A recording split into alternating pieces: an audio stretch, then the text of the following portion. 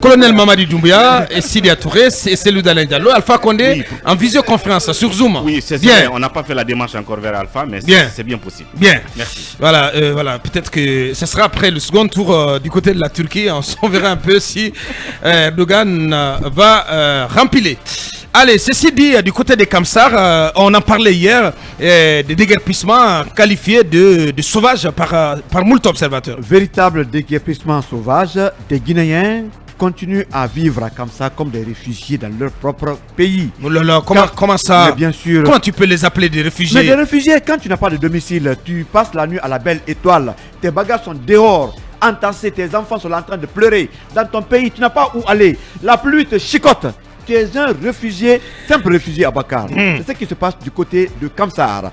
Les pelleteuses sont rentrés en opération pour démolir, au moins 4 quartiers. Il y a Amasev, il y a Minel, il y a Nord-France, il y a le quartier Bafon.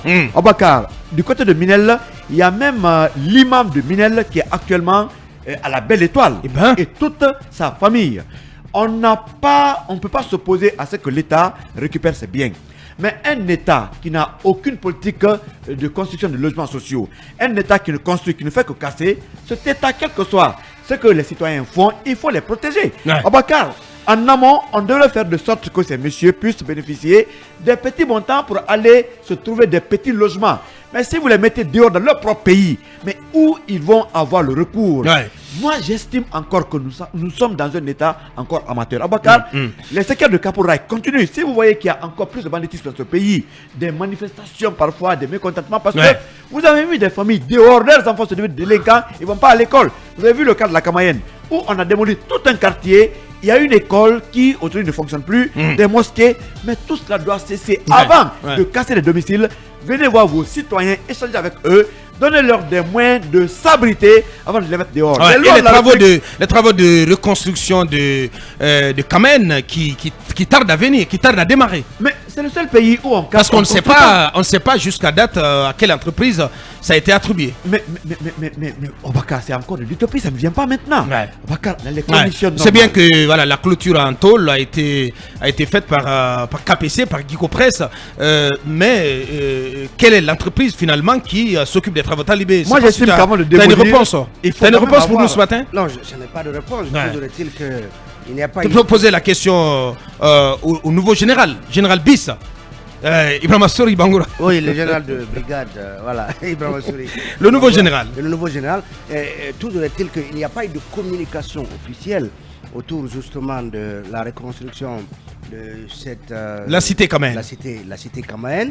On voit toujours des tôles qui encerclent les parties qui ont été démolies. On a appris que justement c'est Guico Presse, mais pas seulement, et d'autres entreprises qui vont assurer la reconstruction de cette cité. On n'en sait pas assez, y compris en termes de modèle d'infrastructure ou de standing de bâtiments qui seront construits. Donc on se pose des questions. Toujours est-il que ce sont des choses sur lesquelles il va falloir communiquer pour que la population soit au courant. Parce que souvent, on se pose des questions sur comment tel a obtenu tel, comment tel a obtenu tel. On sait que Guico Presse est rompu dans la réalisation d'infrastructures routières, mais aussi immobilières. Moi, je suis toujours favorable à ce que ce soit des entreprises guinéennes qui obtiennent des gros marchés parce qu'on en a encore l'expertise dans les BTP.